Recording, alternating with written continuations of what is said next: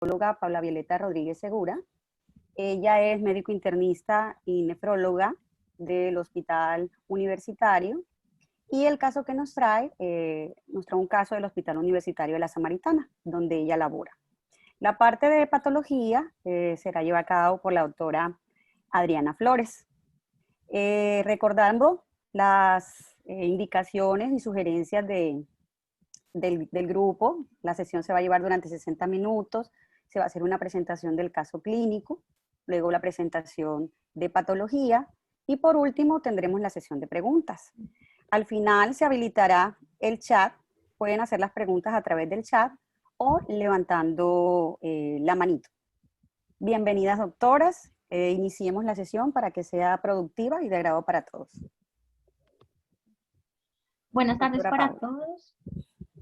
Muchas gracias por permitirme participar de nuevo en esta reunión. A continuación vamos a presentar un caso interesante del Hospital Universitario de la Samaritana. Tenemos una mujer de 40 años.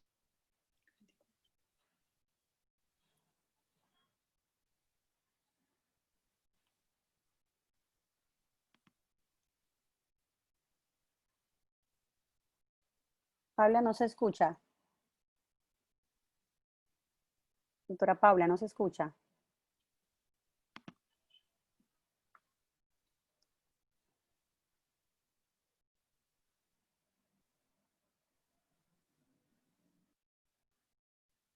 Doctora Paula, ¿no se escucha?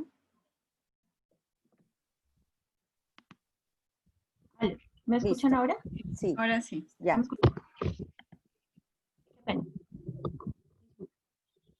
Se trata de una paciente femenina de 44 años, ocupación hogar, origen Carmen de Calupa de Cundinamarca, procedente de UAT Cundinamarca.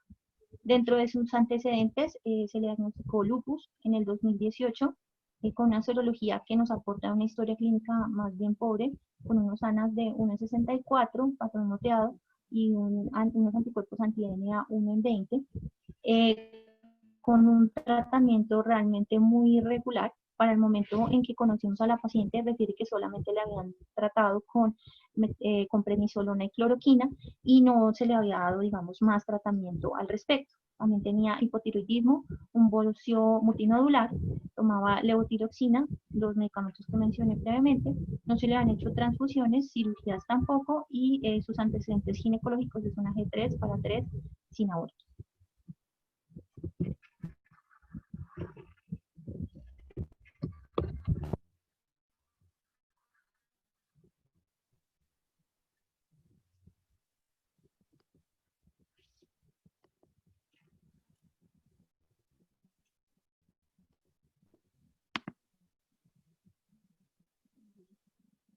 El cuadro clínico que ya se presenta, ella dice que tiene 6 meses de evolución, adicionalmente asocia diaforesis nocturna y alzas térmicas no cuantificadas con disnea progresiva. En este punto es cuando ella consulta inicialmente al hospital de Carupa y donde se le hace unos estudios respecto a toda la parte respiratoria. Aquí voy a hacer un paréntesis.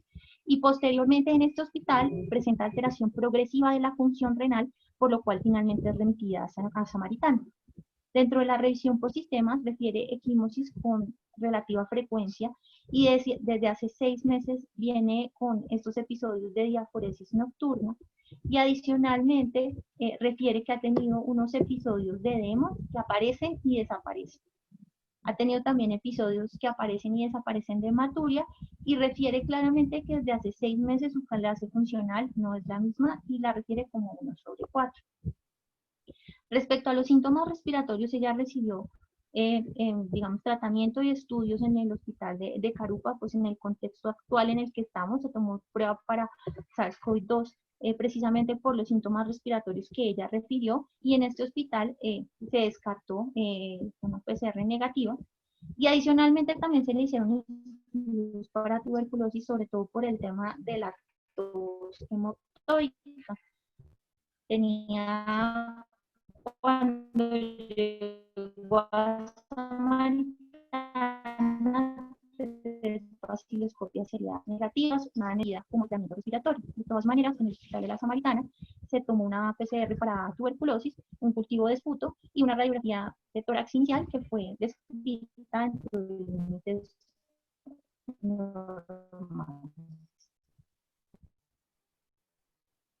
Cuando encontramos a la paciente, decidimos ordenar un TACAR para complementar su parte respiratoria, que era bastante llamativa, y a nosotros nos invitan a participar en el caso porque desde el ingreso teníamos paraclínicos con una lesión renal, el compromiso respiratorio, porque pues nos atañe también al resultado final del caso. Este es el TACAR que se le tomó. Brevemente les describiré que lo que refieren los radiólogos es la presencia de múltiples nódulos con una asociación peribroncovascular en distintos segmentos del TAC, como podemos ver, digamos, en estas dos fotografías, en las que vemos que hay diferentes nódulos asociados a bronquios y vasos. Puede apreciar mejor que tiene un poco de vidrio esmerilado en esta zona, sobre todo cerca al mediastino, asociado a esas nodulaciones que van desde el ápice hasta la base de los pulmones. Para este momento tenemos resultado de una PCR para tuberculosis negativa, ¿no? Los primeros paraclínicos con los que nos interconsultan, la paciente presenta una creatinina de 4.75 con un volumen de 37, un potasio en 4.4, calcio en 8.8, fósforo en 4.45, magnesio normal, con unos leucocitos de 7.580, un conteo linfocitario de 1.000, neutrófilos de 5.950, una hemoglobina de ingreso de 2.5, un hematocrito de 37.2, unas plaquetas de 241.000. El parcial de orina de ingreso evidencia unas proteínas de 100 miligramos sobre decilitro y sedimento evidencia leucocituria hidrociales. Nuestra primera aproximación como grupo de nefrología fue una lesión renal aguda calvo 3. En esta paciente, lamentablemente, la información de creatinina de base no era muy fiable. La última creatinina con la que contábamos era de 2018, en la cual se refería a una creatinina de 1.2 en una historia vieja. Entonces, asumíamos que se trataba de una lesión renal aguda, dando el beneficio a la duda que se tratara de una glomerulonefritis rápidamente progresiva, y en caso que no fuese así, que se tratara de una enfermedad renal crónica agudizada en un contexto de una nefritis lúpica que no se había clasificado porque no se había tomado biopsia renal. El manejo inicial, en vista de que la paciente tenía pues, diuresis adecuada, fue darle diurético para liberar un poco la congestión, porque a su examen físico tenía algo de edemas en miembros inferiores. Y como se interrogó una enfermedad rápidamente progresiva, quería dársele el chance a que la paciente pudiera pues, salir de esta agudización, se dio desparasitación y cursos de esteroides. Desde el inicio no se consideró inicio de soporte renal y se amplió el estudio. En este momento nos llamaba mucho la atención la coincidencia de los síntomas respiratorios, la aparente hemoptisis, el deterioro de la clase funcional, y nos empezamos a preguntar si probablemente no se trataba de la misma patología con compromiso renal y pulmonar. Entonces ampliamos el estudio serológico. Pedimos algunas pruebas de cronicidad porque uno de nuestros diagnósticos diferenciales era saber si de pronto era una enfermedad renal crónica que en este momento ya estaba en su estadio ya más avanzado, pero como vemos tenía una PTH dentro de límites normales, un ácido úrico normal y una ecografía renal que describe unos riñones de tamaños normales con unas cortezas bastante aceptables, lo cual pues poco coincidía como que se tratara de una enfermedad crónica.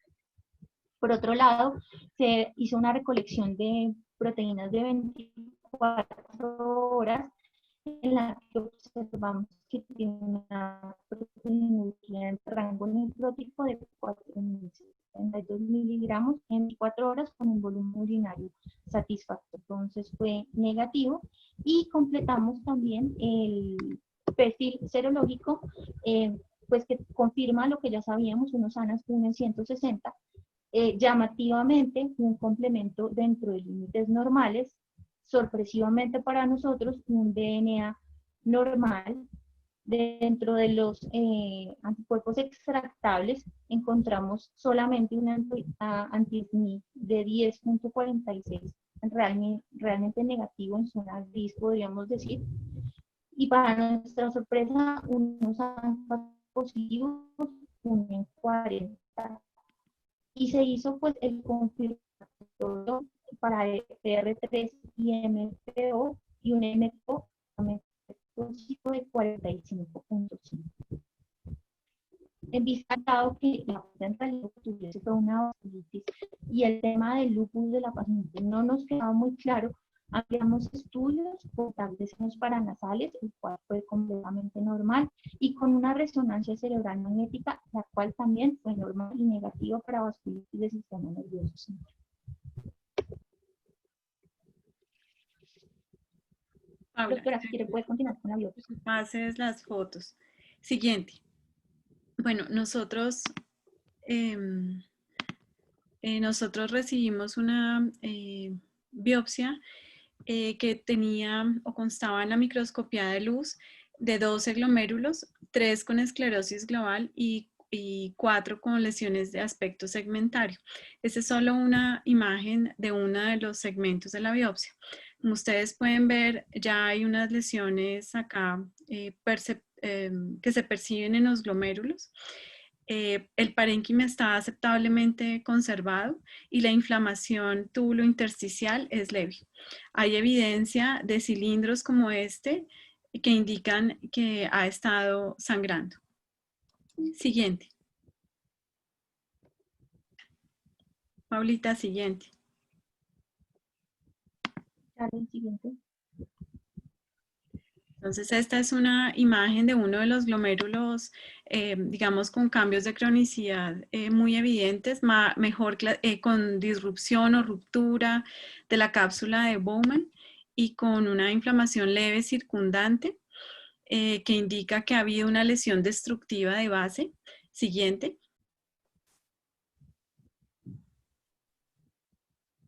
Siguiente.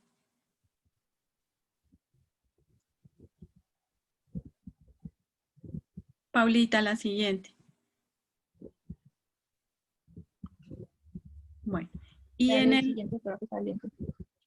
Ok, y en las siguientes imágenes van a ver otros glomérulos con estadios similares de lesiones destructivas, necrotizantes con proliferación extracapilar, más en el lado fibroso, algunas ligeramente más agudas, pero digamos que el predominio ya era mucho más, más crónico. A nivel de membranas, con esta coloración no se observan depósitos subepiteliales y pues más con una historia de lupus, pues es algo que, a lo que se le pone más cuidado. Y tampoco eran perceptibles ni por el PAS, ni la hematoxilina, ni la plata depósitos subendoteliales. Siguiente. La nefritis tubulointersticial que tenía era cerca del 10%, que incluía mononucleares y plasmocitos, y básicamente la fibrosis no era llamativa, era leve, como un 10% aproximado, lo cual era concordante con las imágenes ecográficas que sugerían un riñón sin cambios de cronicidad. Lamentablemente no tengo fotos de la inmunofluorescencia, pero estos son los hallazgos. Si bien no es la intensidad más pronunciada para los anticuerpos, sí se demuestra la presencia de depósitos para IgG, para trazas para IgA, un poco más para IgM. Ya les explico que nosotros no es que dudemos, sino que la IgM es menos específica para depósitos. C3, C1Q, y pues kappa y lambda son acordes a la expresión de IgG, y de IgA y de IgM. Siempre que hay daño endotelial, la IgM suele tener un patrón de expresión en la membrana. También puede haber atrapamiento en el mesangio. Así que no es que, en este caso es muy intensa y no es que dudemos de su presencia, pero digamos cuando está sola o se reporta en otras condiciones, no necesariamente refleja la presencia de depósitos. Muchas veces, como lo mencioné, es más el atrapamiento no específico en el endotelio secundario al daño endotelial. Siguiente. Vamos a ver a continuación una serie de imágenes de microscopía electrónica. Siguiente, en las que ustedes van a ver depósitos que son consistentes con la presencia de la localización en la inmunofluorescencia. Vamos a ver depósitos subendoteliales y mesangiales en la parte superior derecha y en la parte inferior izquierda igual, asociados a la presencia de dobles contornos. Básicamente no se distinguen fenestraciones endoteliales y está pues muy lleno como de organelas, como si fuera algo reactivo. Sobre la membrana no se observan pedicelos bien constituidos que indiquen, lo cual indica que hay un daño podocitario incluso con desprendimiento considerable. Siguiente.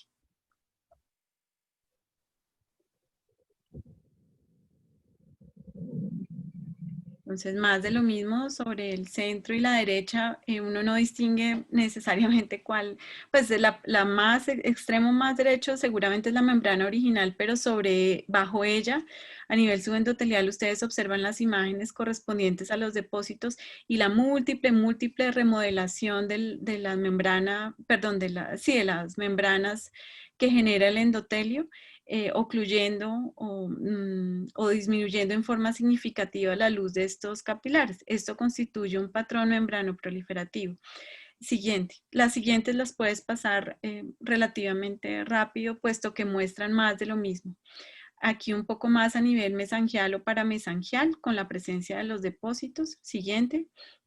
Y curiosamente en este caso no se observaron inclusiones tubuloreticulares, más de los depósitos subendoteliales con la remodelación y fusión extensa de podocitos. Los podocitos también tienen un aspecto reactivo, puesto que se ven hipertróficos y con incremento en el número en las organelas. Siguiente. Es así que, siguiente, Paula. Es así que tenemos un patrón que en la luz, más de lo mismo, con el atrapamiento de células endotelio, de fragmentos citoplasmáticos del endotelio dentro de las dobles contornos. Es así, sigue. Que tenemos, digamos, un patrón histológico en la microscopía de luz, más de una glomerulonefritis necrotizante. Esta es una de daño endotelial que no muestra ahí depósitos, pero pues que está presente.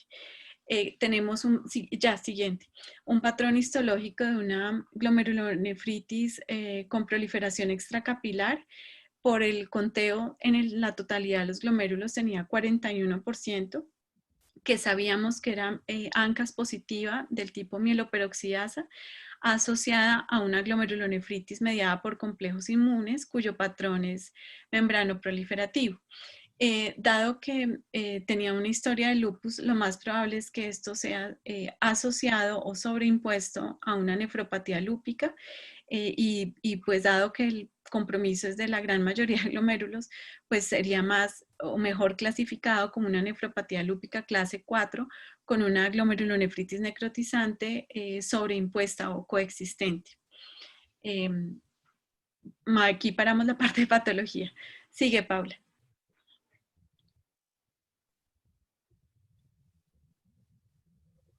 Bueno, a continuación la próxima diapositiva será la evolución de los asoados de la paciente. Como podemos ver desde el principio, la paciente tuvo unes bastante elevados, creatinina que sabemos que desde el principio empezó en 4 y a pesar de que decidimos iniciar el tratamiento con pulsos de esteroide y dar el beneficio de la duda de que se trataba de una rápidamente progresiva, la evolución de las creatininas en realidad durante la progresión de la hospitalización fue bastante similar. Cuando recibimos el diagnóstico histopatológico preliminar, decidimos iniciar ciclofosfamida, considerando sobre todo el diagnóstico de glomerulonefritis necrotizante con unas membranas pues, claras y una actividad muy evidente con un protocolo tipo Cyclops. Este es como el resumen del tratamiento que se le dio. Iniciamos con el esteroide de pulso que les habíamos comentado, bajo la premisa de que estábamos con una vasculitis precisamente porque teníamos una mieloperoxidasa positivo, teníamos también estas imágenes de nódulos periféricos peribroncovasculares en todo el TAC, y esta hemoptisis que venía siendo larvada de 6 meses de evolución, decidimos que el diagnóstico iba a ser de una vasculitis tipo microangiopatía, un tipo MPA, y por lo mismo le dimos el beneficio de iniciar un ciclo tipo Cyclos, con ese esquema de ciclofosfamina. Adicionalmente, por lo que vimos que la paciente ingresa con creatininas bastante elevadas, se decidió darle tratamiento con 5 sesiones de plasmaféresis, respetando el esquema del protocolo MEPEX y considerando que se trataba en este momento lo más agudo y más severo en la paciente, el componente vasculítico. Posteriormente con la paciente continuamos con prednisolona oral y dejó ese signo de interrogación para discutir más adelante, pues durante la discusión, qué sería el tratamiento complementario, más que nada teniendo en cuenta que es una paciente que histológicamente nos muestra depósitos subendoteliales con un lupus de base, pero con una manifestación vasculítica muy clara, no solamente en el riñón, sino también en el pulmón.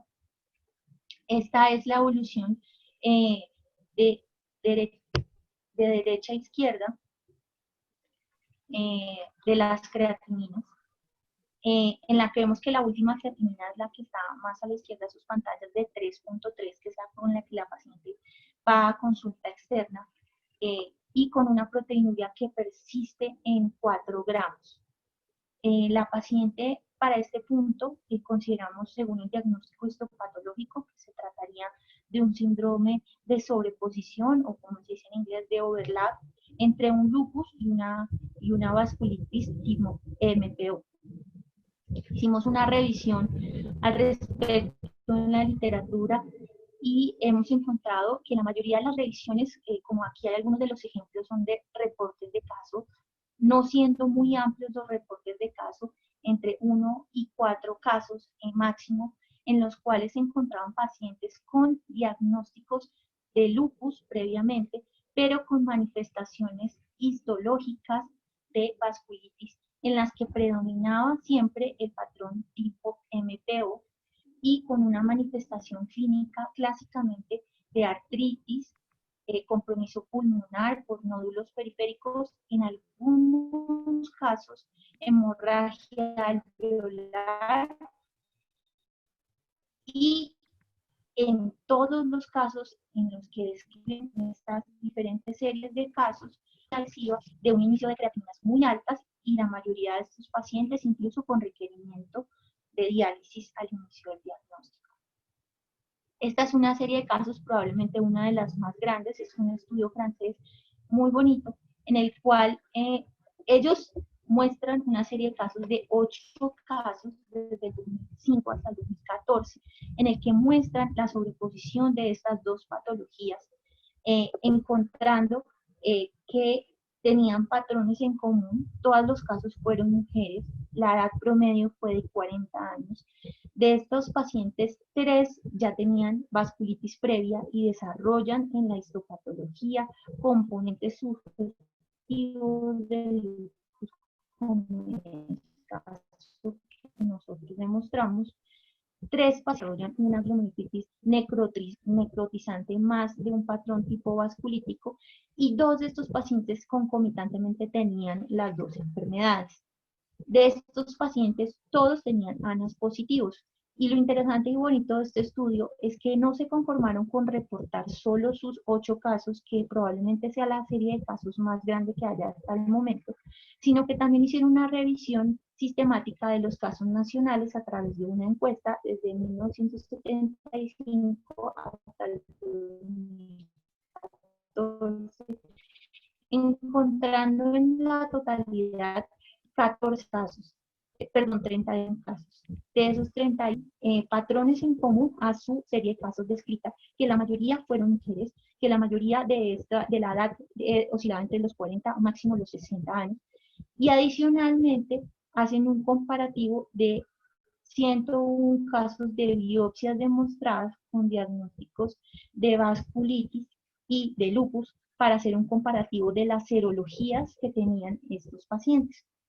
Digamos que de los estudios anteriores podemos sacar algunas conclusiones, a pesar de que siempre hemos considerado que las vasculitis tipo ANCA y el lupus son enfermedades completamente diferentes y con manifestaciones completamente diferentes que pueden ser en la clínica claramente diferenciadas. Aquí tenemos un fenómeno de sobreimposición de las enfermedades en las cuales hay unas características llamativas.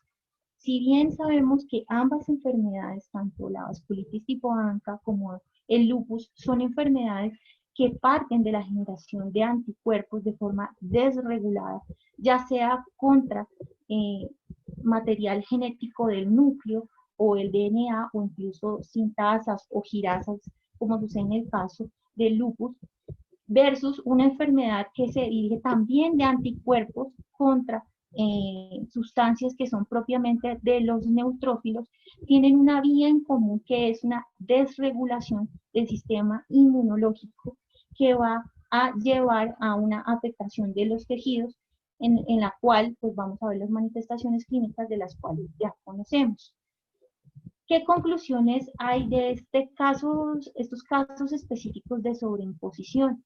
Es muy llamativo que el 30% de todos los casos de lupus podrían tener ANCAs positivos. Y sin embargo, a pesar de tener ANCAs positivos, clínicamente esto no significa, o hasta el momento no hemos tenido claro qué significan en el desarrollo de la enfermedad o incluso en la patología.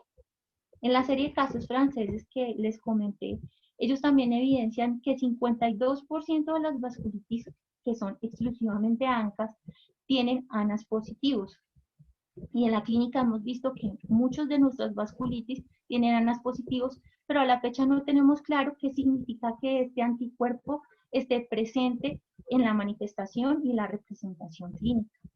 Cuando hablamos ya del síndrome de sobreexposición entre lupus y vasculitis tipo ANCA, lo que vemos es que el 32% es manifestación tipo P-ANCA y que en su gran mayoría, el 80 al 90%, lo que se ha visto en la literatura es que han tenido tipo MPO.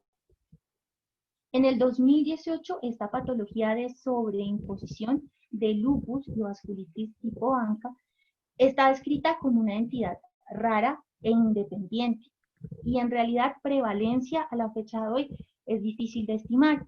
Ese 2% que cito en la diapositiva viene del estudio francés, en el cual ellos tratan de comparar su serie de casos con el total de casos presentados de vasculitis y lupus, pero en realidad a la fecha es difícil de establecer una prevalencia clara de esta combinación de las dos enfermedades. Lo que sí podemos decir por las series de casos hasta la fecha es que la mayoría de los casos se trata de mujeres y que estas mujeres tienen en realidad una edad media de 40 años, como el caso que describimos previamente, y que las características histológicas eran características únicas, en realidad características que a veces podían ser más de lupus o incluso a veces más de vasculitis. En cuanto a la presentación clínica de esta sobreposición de enfermedades, se encontró que lo más común eran las presentaciones de artritis, serositis, citopenias. Si recordamos, la paciente nuestra ingresó con 1000 linfocitos únicamente, hemorragia alveolar en un porcentaje más o menos del 30%, compromiso pulmonar que en la mayoría de los casos lo describieron como vidrio esmerilado o nodulaciones de tipo broncovascular difusas en todo desde el ápice hasta la base, compromiso de piel en la que básicamente había equimosis frecuente como en nuestra paciente o nodulaciones subcutáneas, y algo sí que era muy característico de la sobreposición de las dos enfermedades era la glomerulonefritis rápidamente progresiva, muy agresiva y desde el inicio con creatininas muy elevadas en los pacientes. Y muchas veces en estos pacientes con requerimiento de diálisis. En cuanto a la presentación histológica, para todos es muy claro que ANCA vasculitis para nosotros es una manifestación más tipo pausinmune y que no vamos a ver complejos ni depósitos en la inmunofluorescencia, que por el contrario en el lupus va a ser de pronto una de las características más representativas del lupus, estos inmunocomplejos. Pues bien, en este síndrome de sobreposición, los hallazgos histológicos muestran que hay una proliferación endocapilar focal y segmentaria, como vimos también en nuestro caso, una glomerulonefritis de predominio necrotizante, una amplia formación de semilunas y que en algunos casos se describía necrosis de vasos pequeños. Curiosamente, hay la descripción de dos patrones de la inmunofluorescencia, que podían ser una nefritis lúpica en la apariencia histológica, pero con una inmunofluorescencia escasa o casi nula, o incluso pausa inmune, que es contrario a lo que normalmente conocemos del lupus. O por el otro lado, el patrón que describían en algunos de los pacientes era una glomerulonefritis necrotizante con inmunocomplejos más similar a la nefritis lúpica, como sucedió en nuestro caso. En cuanto al tratamiento, dentro de la búsqueda de los casos descritos, encontramos que la mayoría de los pacientes recibieron esquemas bastante similares a lo que le ofrecimos a nuestra paciente, dándole probablemente más prelación al componente vasculítico, porque como vimos es un componente más necrotizante, más destructivo y más agresivo en nuestros pacientes, pero como vemos en esta diapositiva, entre la cuarta y la quinta opción terapéutica, incluyeron en estos pacientes el rituximab bajo un protocolo tipo REL. Y se mantuvo en algunos de los casos con nicofenolato, otros casos con azatropina, o simplemente había la justificación de no continuar mantenimiento por considerar unas nuevas dosis de rituximab. Hasta aquí, digamos, quedan algunas de las preguntas que me gustaría plantear pues a discusión del caso, y es, en la práctica clínica probablemente usted ha considerado que estos pacientes puedan tener, los pacientes lúpicos, o al contrario en los pacientes de vasculitis, un tipo de sobreposición de esta enfermedad.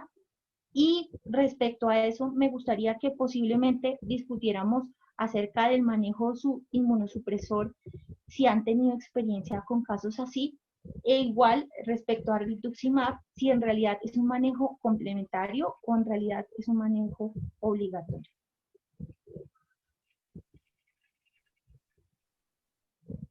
Bueno, ya podemos iniciar con las preguntas en el chat. Los participantes que quieran participar en la discusión, en estas preguntas que nos plantea la doctora Paula Violeta.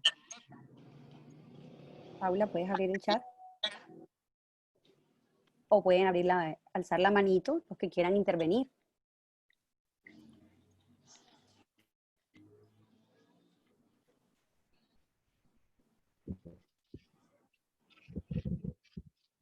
Buenas. Pregunta, doctora Paula. Pregunta aquí el doctor Juan Guillermo Vargas me pregunta. ¿Las plasmaféresis cuántas sesiones fueron, doctora Paula? ¿Cuántas sesiones de plasmaféresis realizaron? 5.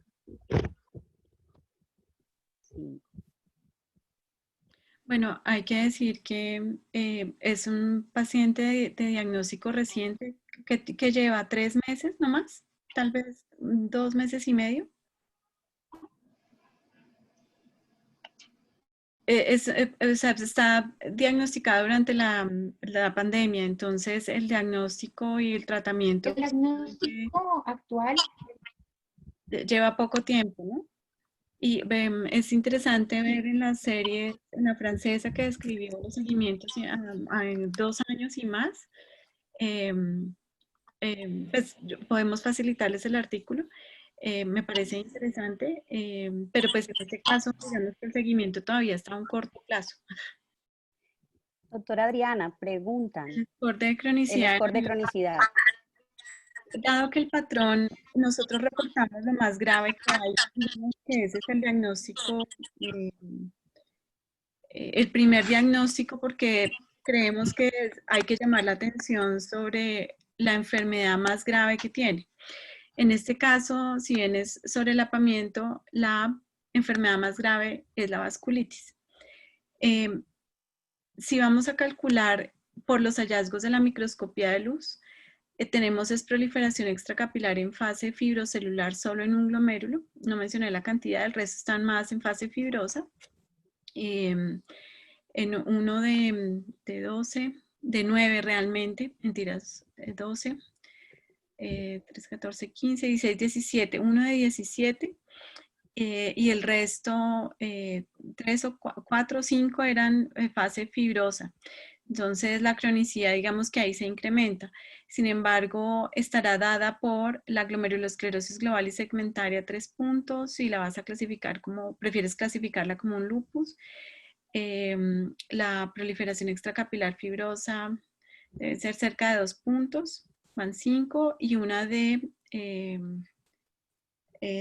fibrosis tubulointersticial son 6 puntos, mientras que de actividad no había lesiones, depósitos subendoteliales, proliferación endocapilar, cariorrexis, solo la nefritis. Y no había otros hallazgos a nivel de vasos que permitieran decir otros hallazgos de tipo vasculopatía lúpica, por lo menos en este caso no lo había. Entonces uno describe como una cronicidad alta. Es interesante saber que en el estudio francés, bien tanto de la recolección de casos como de los propios que encontraron, la proliferación celular endocapilar no es lo más llamativo. Ahí está en un porcentaje que uno diría que es relativamente bajo, dada la severidad del caso. Como dije, se prefiere mencionar la enfermedad más grave, que en este caso es la vasculitis, y pues dado que no se encuentra nada más, llamémoslo de actividad en la luz, pues la cronicidad es lo más alto, en cerca de unos 6 puntos.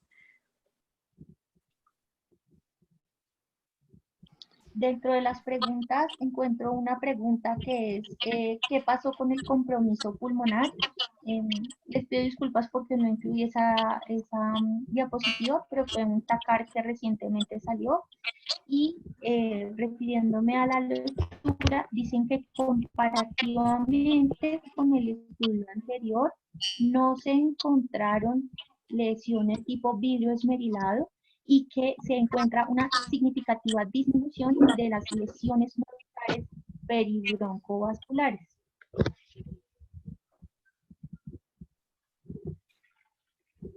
Hay otra pregunta, doctora El Paula. doctor Gustavo Aroca nos pregunta respecto al tratamiento de inducción. Bueno, entonces, dándole prelación al diagnóstico de vasculitis, el tratamiento que se le dio de inducción fue un Diana protocolo. Afanador tiene la mano levantada. ¿Le damos la palabra? Espera un minuto, Paula, ya Estaba respondiendo una pregunta.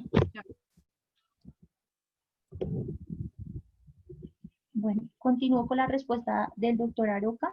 El tratamiento de inducción que se planteó fue un esquema protocolo Cyclops y por la creatinina que tenía la paciente nos daba para 12.5 miligramos por kilo con periodicidad de cada 15 días las 3 primeras infusiones y luego cada 3 semanas. Ese fue, digamos, el tratamiento de inducción para empezar el Cyclops. Con las 2 primeras de inducción de Cyclops pudimos empezar las plasmaféresis, que fueron 5 sesiones.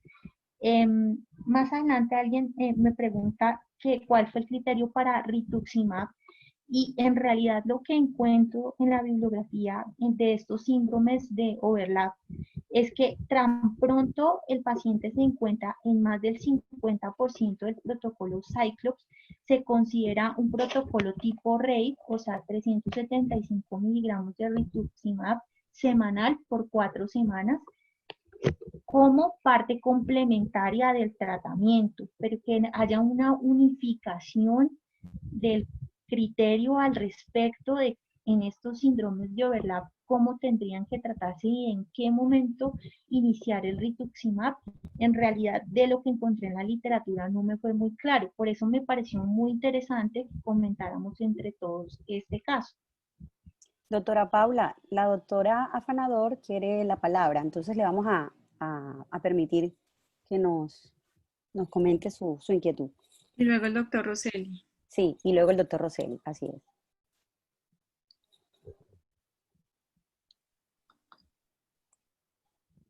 Paula, ¿le puedes dar por favor la palabra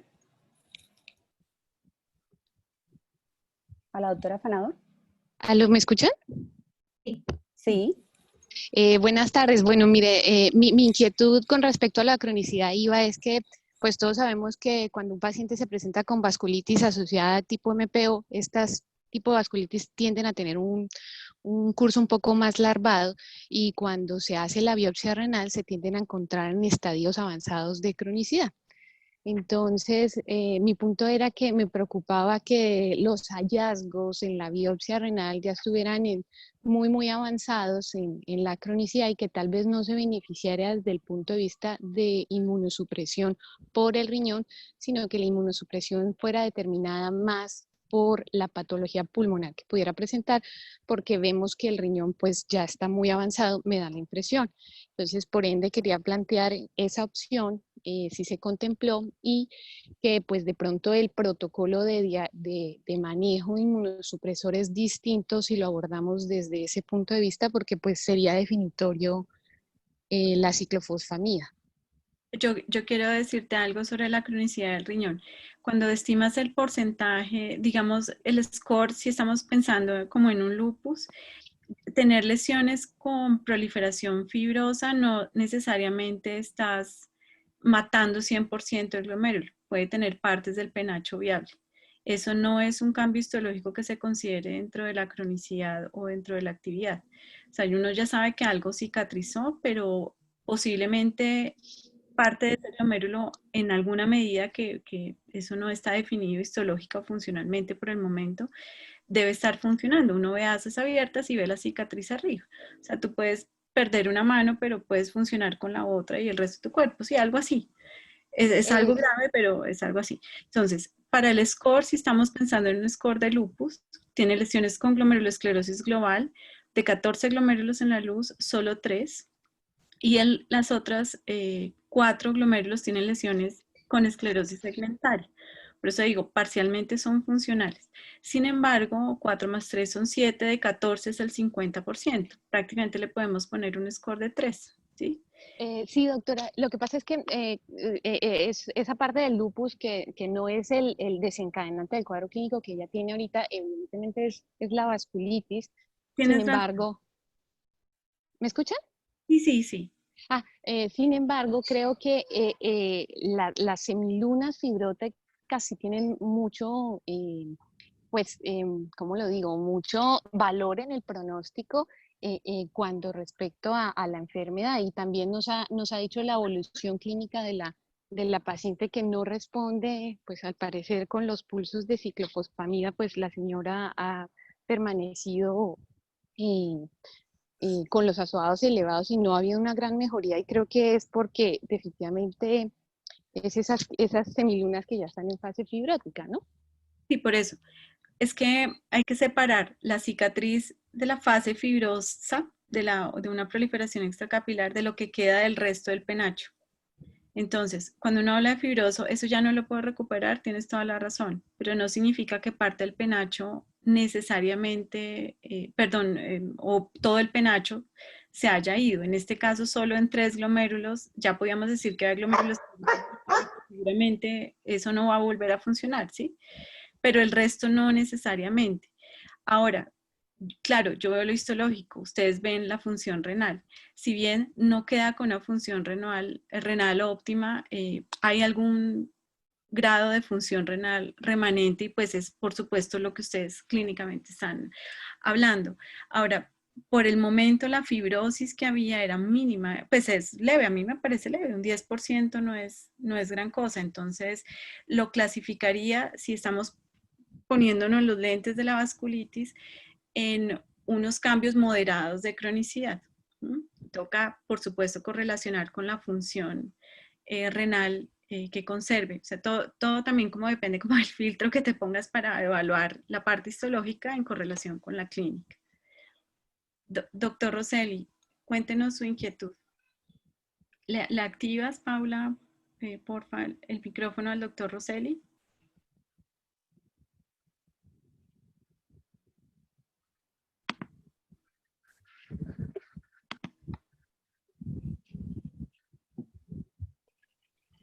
Aló. Sí, doctor, lo escuchamos. como en el colegio, le dan permiso ahí con el micrófono. Muy buena reunión, muchas gracias. Siquiera oímos temas que no sean COVID. Se le hizo la prueba. Y muy llamativa varias cosas. Uno, también que lo considere el doctor Aroca, va a tocar dentro de los marcadores en lupus, ir pidiendo a todos los que tienen, a la mayoría, mujeres jóvenes con lupus, va a tocar ir pidiendo de rutina también los ANCAs, a ver qué valor va a tener en un futuro, porque no es por lo menos mi costumbre pedir ANCAs cuando el lupus es muy evidente con consumo de complemento y DNA y la histología renal.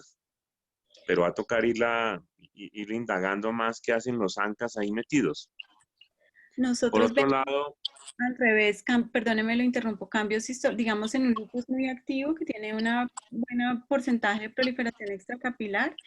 Es siempre una preocupación y en ocasiones sugerimos en las notas que es una vasculitis sobreimpuesta a ser descartada, porque si bien no alcanza el criterio de 50, es un número tajante, pero su presencia alarma. Entonces es como por costumbre, claro, cuando ya han hecho biopsias, pero cuando están ustedes apenas en el seguimiento clínico, van a encontrarlo, al menos como dijo la doctora Rodríguez, en un 30%. correcto, sí. Ese es el papel etiogénico de los ANCAs ahí no está muy bien definido, posiblemente tenga que ver con proliferación extracapilar y el compromiso pulmonar.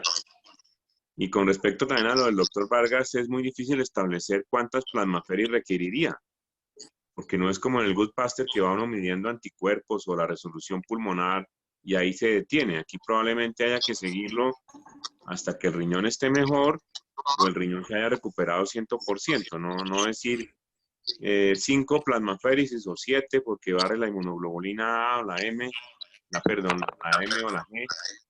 Es un poco complicado establecer el número de plasmaférisis. No sé qué opina ya el grupo. Muchas gracias.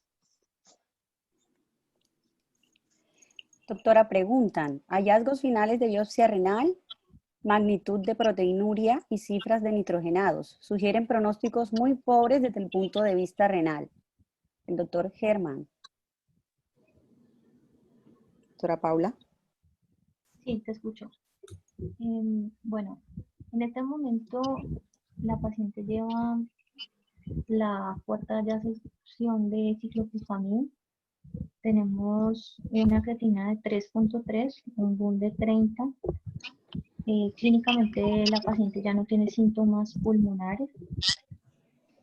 Y desde el punto de la proteinuria realmente es algo que me preocupa porque la proteinuria está intacta, no ha cambiado y es un poco difícil iniciar antiproteinúricos convencionales con una tasa de filtración aún tan limitada. Digamos que el planteamiento en este momento es difícil porque desde el punto de vista histológico todavía hay tejido que podría recuperarse de una enfermedad muy agresiva. Entonces siempre yo creo que ahí está la disyuntiva para nosotros los nefrólogos, en qué momento parar o seguir el tratamiento dándole chance a que ese tejido que está vivo continúe una recuperación.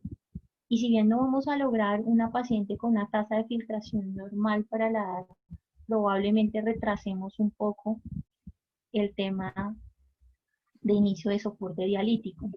Yo creo que esa es una de las disyuntivas más complejas para nosotros los nefrólogos y sobre todo cuando tenemos pacientes jóvenes y con estas enfermedades tan agresivas, en qué punto, por el hecho de no ver una evolución rápida hacia el descenso de la creatinina, decidimos parar aún sabiendo que histológicamente hay tejido viable y posibilidades para la paciente.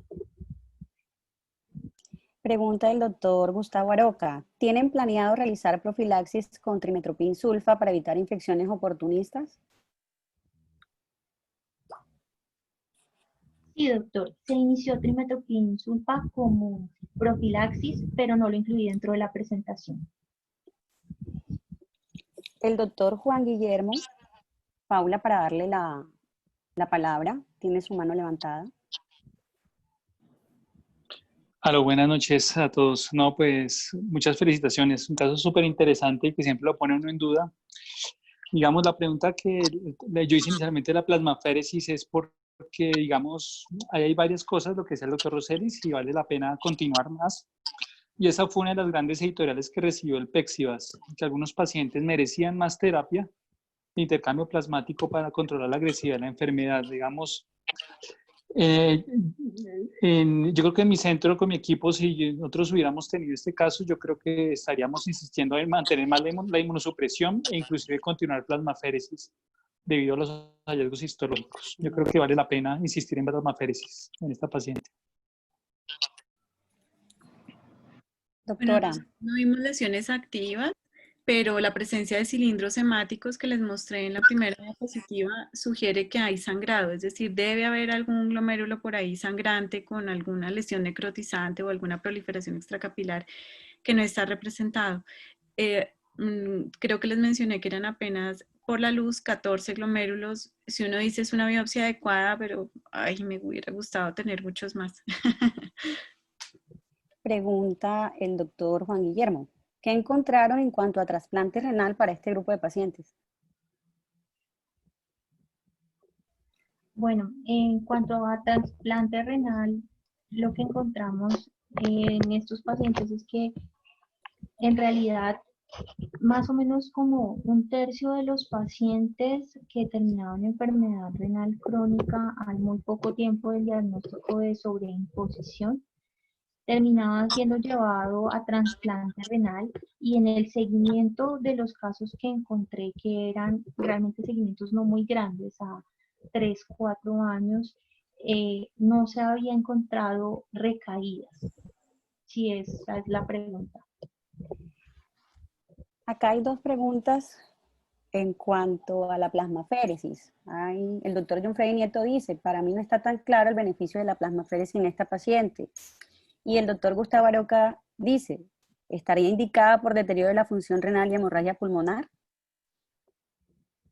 Bueno, digamos aquí parte de la respuesta la dio el doctor Juan Guillermo, y otra de las respuestas está en el estudio MEPEX, que si nosotros recordamos incluso los criterios de inclusión dentro de este estudio, hay pacientes que tenían creatininas desde 5.7 en adelante. Y lamentablemente nosotros a veces solo con ver la creatinina y sin conocer la histología podríamos bajar los brazos tempranamente. Pero un poco lo que nos induce el estudio MEPEX a pensar es que a pesar de que la creatinina de ingreso del paciente sea muy elevado, podríamos darle el chance de plasmaféresis justamente porque hay recuperación, y ellos muestran, digamos, en su estudio una recuperación de la función renal probablemente en el 20, 25, si no me equivoco, por ciento de los pacientes incluidos dentro del estudio. Si eso significa que para una parte grande de los pacientes que vamos a ofrecer plasmaféresis vamos a librarlos de años de diálisis y lo que ustedes saben que eso significa, yo creo que vale la pena.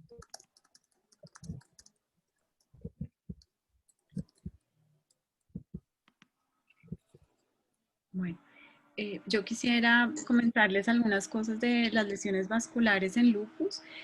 O sea, solo como lanzar el anzuelo para que yo pueda hacerles llegar los artículos, pero es interesante ver que hay otros marcadores serológicos que no investigamos de rutina y que se encuentran asociados a la presencia de lesiones de tipo vasculitis en lupus sin que necesariamente tengan un compromiso renal severo.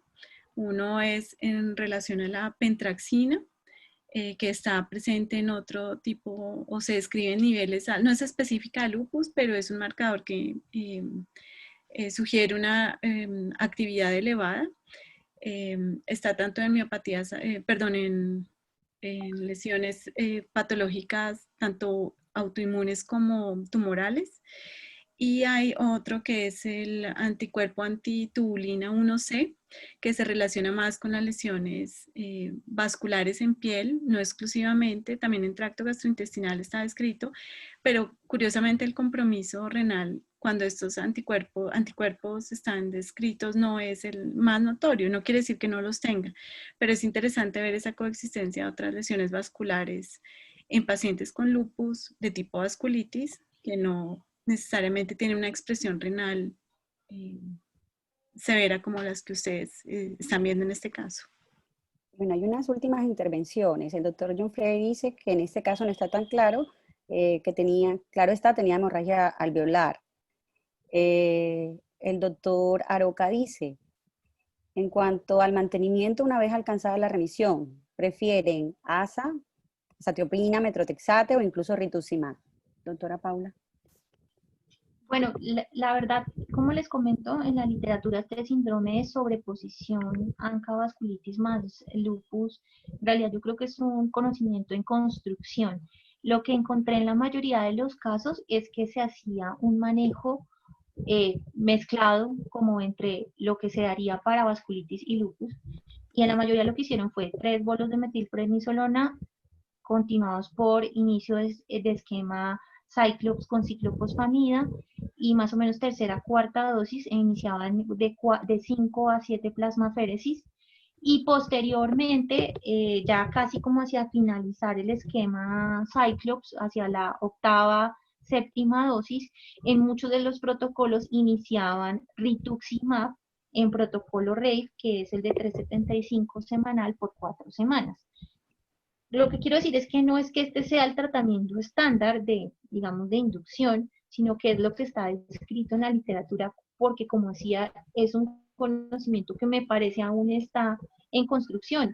A mí me hubiese gustado claramente encontrar un artículo probablemente con evidencia más fuerte de cuál sería el tratamiento para estos síndromes de sobreposición, pero desafortunadamente lo que más encontré fue series de casos en las que, dada la magnitud y severidad de la vasculitis, dieron un tratamiento como mezclado Cyclops, luego RAVE, y finalmente hacían mantenimiento según el órgano comprometido con micofenolato, azathioprina o incluso a veces nada. Digamos que lamentablemente no tengo una respuesta de cuál sería, porque incluso la literatura y la evidencia es escasa al respecto. El doctor Aroca pregunta, ¿en qué momento estaría indicada la rebiopsia renal?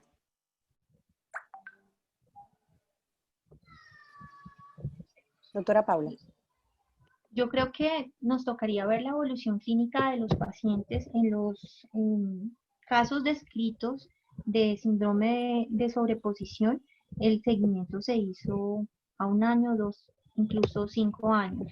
Y en los pacientes que definitivamente a los 6 meses de, digamos, culminado el tratamiento previo de inducción, definitivamente no había recuperación, se rebiopsiaron para pues definir si definitivamente no había recuperación histológica, pues no continuar más allá con el protocolo. Y por último nos dicen que el mantenimiento se azathioprina, sobre todo en estas épocas que estamos en pandemia.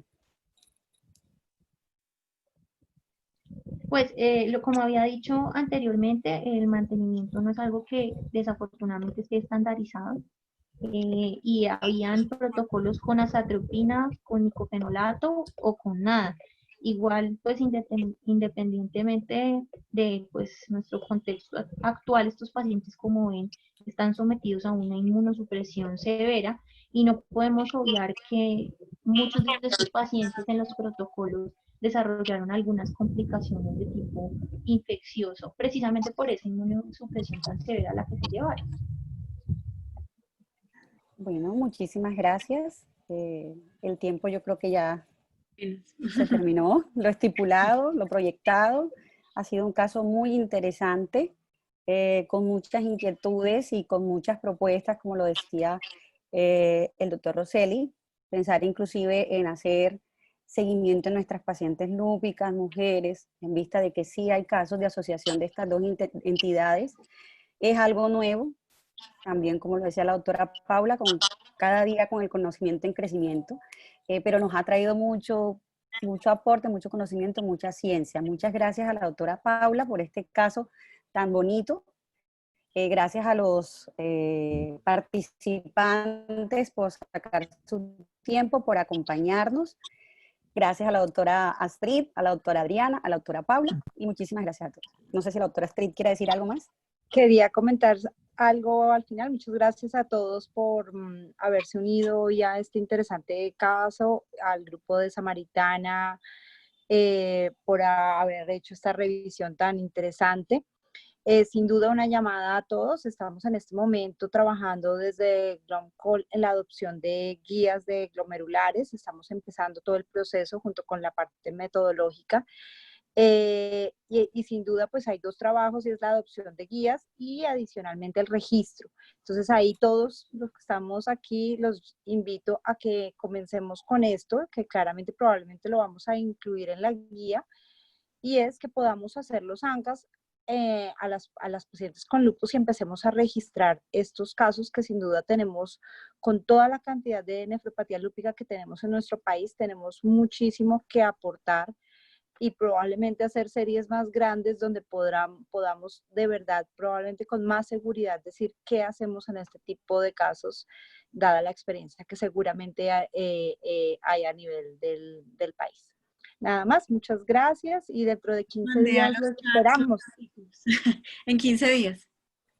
En 15 días, dentro de 2 semanitas los esperamos, ya tenemos el caso para el siguiente jueves, así que muchas gracias, e invitados al que quiera presentar un caso que me contacte